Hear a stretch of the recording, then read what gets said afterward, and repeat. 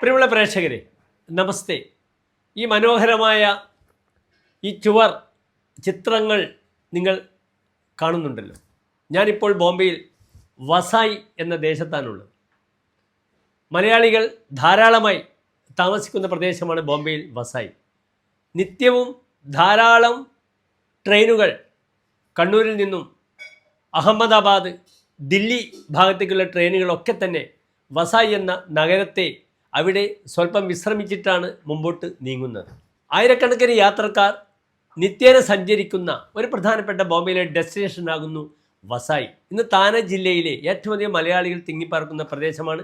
ഏഷ്യയിലെ തന്നെ ഏറ്റവും നല്ല ഇൻഡസ്ട്രിയൽ എസ്റ്റേറ്റ് സ്ഥിതി ചെയ്യുന്നത് അധികം വസായിലാണ്. നമ്മുടെ നാട്ടിലേക്ക് വരുന്ന ധാരാളം പ്ലാസ്റ്റിക് ഉപകരണങ്ങൾ, അപ്രകാരം തന്നെ മെറ്റൽസുമായി ബന്ധപ്പെടുന്ന എല്ലാ സാധന സാമഗ്രികളും ഉണ്ടാക്കുന്ന ഒരു വലിയ ബൃഹത്തായ വ്യാവസായിക ഇൻഡസ്ട്രിയൽ എസ്റ്റേറ്റ് വസായിലാണുള്ളത്. അങ്ങനെ ലക്ഷക്കണക്കിന് പേർക്ക് ഉപജീവന മാർഗവുമായി നമ്മുടെ കേരളത്തിൽ നിന്നും വണ്ടി കയറുന്ന ഒരു ദേശമാണ് വസായി. കണ്ണൂരിൽ നിന്നും 20 മണിക്കൂർ കൊണ്ട്, രാജധാനി എക്സ്പ്രസ് ആണെങ്കിൽ 14 മണിക്കൂർ കൊണ്ട് ലക്ഷ്യത്തിലെത്തിച്ചേരുന്നു വസായിലേക്ക്. പ്രതീക്ഷ മാത്രമുള്ളൊരു നഗരമാണ് മുംബൈ. മോഹിനിയാണ് മുംബൈ നഗരം. ആരെയും മോഹിപ്പിക്കുന്ന നഗരമാണ്. ബോംബെയിൽ ഒരിക്കലും ദാരിദ്ര്യം ഉണ്ടാകാറില്ല. കഠിനാധ്വാനിക്ക് ഏറ്റവും അധികം വളർച്ചയുടെ സോപാനങ്ങൾ തേടിച്ചെല്ലുവാൻ കഴിയുന്ന പ്രദേശമാണ് ബോംബെ. ഞാനുള്ളത് കണ്ണൂരിലുള്ള എൻ്റെ വളരെ പഴയ കാല സുഹൃത്തായ ശ്രീ വിവേക് നായരുടെയും മഞ്ജുഷ വിവേകിൻ്റെയും വീട്ടിലാണ്. ഞാനിപ്പോൾ അവരുടെ അതിഥിയായി അവരുടെ വീട്ടിൽ താമസിക്കുന്നു. ഞാൻ നിങ്ങൾക്ക് എന്തുകൊണ്ട് ഈ ചുവർ ചിത്രങ്ങൾ പ്രദർശിപ്പിച്ചു എന്നൊരു ചോദ്യം വരാം. ഞാനിവിടെ ചർച്ച ചെയ്യുന്നത് ശുക്രൻ്റെ രാശിചാരമാണ്. ഈ കലകളുടെയും ചിത്രങ്ങളുടെയും മുഴുവനും അധിപനാകുന്നു ശുക്രൻ. തൗര്യത്രികമാണ്. സംഗീത ഉപകരണങ്ങൾ, നൃത്തം, ഇതിൽ അങ്ങേയറ്റം പ്രാമാണ്യമുള്ള ഒരു ഗ്രഹം മാത്രമേ ഉള്ളൂ. അത് അസുരാചാര്യനാണ്. ശുക്രനെ കൊണ്ടാണ് ഭൗതിക സുഖങ്ങളുടെ പൂർണ്ണത നാം ചിന്തിക്കുന്നത്. ആ ശുക്രൻ്റെ രാശിഫല ചർച്ചവേളയിലാണ് മനോഹരമായ ഈ ചിത്രം ഞാൻ നിങ്ങൾക്കായി ഇവിടെ പ്രദർശിപ്പിക്കുന്നത്. ഒരു വലിയ അദ്ദേഹത്തിൻ്റെ ശില്പി വളരെ സമയമെടുത്ത് വരച്ച അതിമനോഹരമായ ശില്പമാണെന്ന്. ധാരാളം പേർ ഇവിടെ വന്ന് അവരുടെ ചുവരുകളിലേക്ക് ഈ ചിത്രം ആര് വരച്ചു, എങ്ങനെ വരച്ചു എന്നൊക്കെ ചോദിച്ച് വിവേക് നായരെ സമീപിക്കാറുണ്ട്. അദ്ദേഹത്തിൻ്റെ വളരെ അടുത്ത ഒരു സുഹൃത്താണ്. അദ്ദേഹം സിവിൽ ആർക്കിടെക്ചറൽ എഞ്ചിനീയറാണ് മിസ്റ്റർ വിവേക് നായർ ബോംബെയിൽ. ഏതായാലും നമുക്ക് നമ്മുടെ വിഷയത്തിലേക്ക് വരാം. നാം ഇവിടെ ചർച്ച ചെയ്യുന്നു ശുക്രൻ്റെ രാശിചാരം. ശുക്രൻ ഇപ്പോൾ സ്വന്തം ക്ഷേത്രമായ തുലാത്തിനാണുള്ളത്.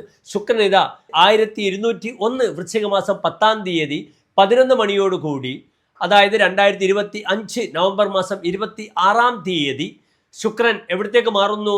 ശുക്രൻ വൃശ്ചികത്തിലേക്ക് മാറുന്നു. സ്വന്തം ക്ഷേത്രത്തിൽ നിന്നും ശുക്രൻ തൻ്റെ സുഹൃക്ഷേത്രമായ ചൊവ്വാക്ഷേത്രമായ വൃശ്ചികത്തിലേക്ക് മാറുന്നു. ഈ ചാരവശാലുള്ള 24 ദിവസത്തേക്കുള്ള ശുക്രൻ്റെ മാറ്റമാണ് നാം ഇവിടെ ചർച്ച ചെയ്യുന്നത്. ഞാൻ എപ്പോഴും പറയാറുണ്ട്, ബുധൻ ചാരവശാൽ വളരെ പെട്ടെന്ന് തന്നെ ഒരു രാശിയിൽ നിന്നും മറ്റു രാശിയിലേക്ക് സഞ്ചരിക്കുന്നു.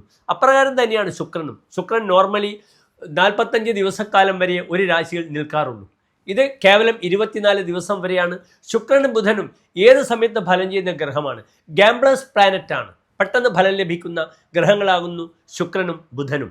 അതിനാൽ നാം ഇവിടെ ചർച്ച ചെയ്യുന്നു മേടൻ രാശി മുതൽ ഈ 24 ദിവസക്കാലം എപ്രകാരം ശുക്രൻ ഓരോ രാശിക്കാർക്കും അനുകൂലമായ ഫലത്തെ പ്രദാനം ചെയ്യുന്നു എന്ന വിഷയം.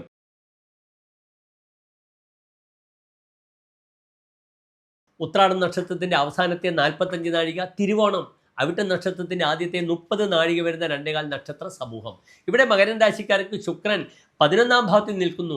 സലാഭ, ഏറ്റവും നല്ല ലാഭം പ്രദാനം ചെയ്യുന്ന ഭാവത്തിൽ നിൽക്കുന്നു. ഇത് ഏറ്റവും അധികം ഉപകരിക്കുക ആദ്യമായി മകരൻ രാശിയുടെ ഏതെല്ലാം ഭാവങ്ങളുടെ അധിപനാണ് ശുക്രൻ എന്നറിയുക. ഒന്ന് 5-ാം ഭാവമാണ്, സന്താന വിഷയമാണ്. ഈ സമയത്ത് നല്ല സന്താനങ്ങൾക്ക് അനുകൂലമായ സമയമാണ്. നിങ്ങളുടെ മക്കൾ, മകരൻ രാശിക്കാരുടെ മക്കൾ പഠിച്ച് യാത്ര ചെയ്ത് അങ്ങേയറ്റം ശ്രേയസ്സിലേക്ക് എത്തുന്നു. അവരുടെ സഞ്ചാരം, വിദേശത്തേക്കുള്ള യാത്ര, ഡോക്യുമെൻറ്റ്സ്, പേപ്പേഴ്സ് ഇതൊക്കെ തയ്യാറായി ആ കുട്ടികൾ വളർന്ന് പന്തലിക്കുന്നു. പിതാവിന് വളരെയധികം മാനസികമായിട്ട് സ്വസ്ഥത മക്കളിലൂടെ ഉണ്ടാകുന്ന 24 ദിവസമാണ്.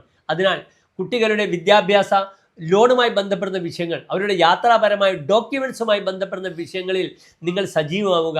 എല്ലാ പേപ്പേഴ്സും ശരിയായി ആ മക്കൾ യാത്ര ചെയ്യുവാൻ ഈ 24 ദിവസം വളരെ അനുകൂലമാണ്.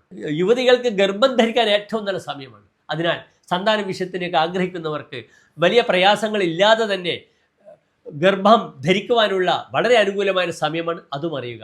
കാരണം സന്താനവതിയായ ഗ്രഹം സന്താന സ്ഥാനത്തേക്ക് നോക്കുന്നു. അപ്രകാരം തന്നെ IVF പോലുള്ള ചികിത്സകൾ ആഗ്രഹിക്കുന്നവർക്ക് ഇന്ന് ഡോക്ടറെ കാണുക. നവംബർ 26 മുതലുള്ള 24 ദിവസം അത് പോസിറ്റീവാക്കി എന്ത് ചെലവ് ആ രീതിയിലേക്ക് നയിച്ചാൽ എല്ലാം വളരെ അനുകൂലമായിട്ട് വരും. മന്ത്രപതിയാണ്, ശുക്രനെ കൊണ്ട് നന്നായി ഗണപതിയെ ചിന്തിക്കാം. കേതുവിനെയും ശുക്രനെയും കൊണ്ട് ഓം ഗം ഗണപതിയെ നമഃ എന്ന മന്ത്രത്തിലൂടെ ഓരോ നല്ല തീരുമാനങ്ങളും എടുത്ത് മുന്നോട്ട് പോവുക.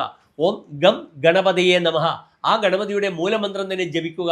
18 തവണ ജപിച്ചാൽ തന്നെ നിങ്ങൾക്ക് ശാരീരികമായ മാനസികമായ ഒരു ക്ഷമത, കരുത്ത് കൈവരും.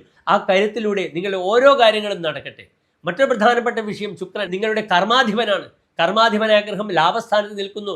നിങ്ങൾക്ക് ജോലി മാറാം. ഉള്ള ജോലിയിൽ നിങ്ങൾക്ക് ആവശ്യപ്പെടാം. You can demand. മകരൻ രാശിയാണ്. ഒരുപക്ഷെ നിങ്ങളുടെ കമ്പനി നിങ്ങളെ വിദേശത്തേക്ക് അയക്കുക. പുതിയ ജോബിന് വേണ്ടി പുതിയ ഉത്തരവാദിത്തങ്ങൾ, റെസ്പോൺസിബിലിറ്റീസ്, ആരോഗ്യ മേഖലയിൽ പ്രവർത്തിക്കുന്നവർക്ക്, നഴ്സിംഗ് കഴിഞ്ഞ പെൺകുട്ടികൾക്ക് അല്ലെങ്കിൽ മെയിൽ നഴ്സുകൾക്കൊക്കെ വിദേശത്ത് പോയി പെട്ടെന്ന് ജോലി കിട്ടാൻ ഈ ശുക്രൻ സഹായകരമാണ്. അതിനുവേണ്ടി ഇൻ്റർവ്യൂവിലൊക്കെ പങ്കെടുക്കുക. മറ്റൊരു പ്രധാനപ്പെട്ട വിഷയം എന്താണ്? പ്രായമുള്ള മുത്തശ്ശിക്കും മുത്തശ്ശനും സന്താനങ്ങളില്ലാത്ത മക്കൾക്ക് പുതിയ സന്താനങ്ങൾ ഉണ്ടാവുക. അതിനുവേണ്ടിയുള്ള ശ്രമം നടത്തുമ്പോൾ പൗത്രനും പൗത്രിയും ഉണ്ടാകുന്ന ഒരു ധന്യമായ മുഹൂർത്തങ്ങൾ ഗ്രാൻഡ് പാരൻസിന് ലഭിക്കുന്ന സമയമാണെന്നും കൂടി അറിയുക. നന്നായി പ്രാർത്ഥിക്കുക. എല്ലാ മകരൻ രാശിക്കാർക്കും ശോഭനമായ 24 ദിവസക്കാലത്തെ പ്രാർത്ഥിക്കുന്നു. നന്ദി, നമസ്തേ.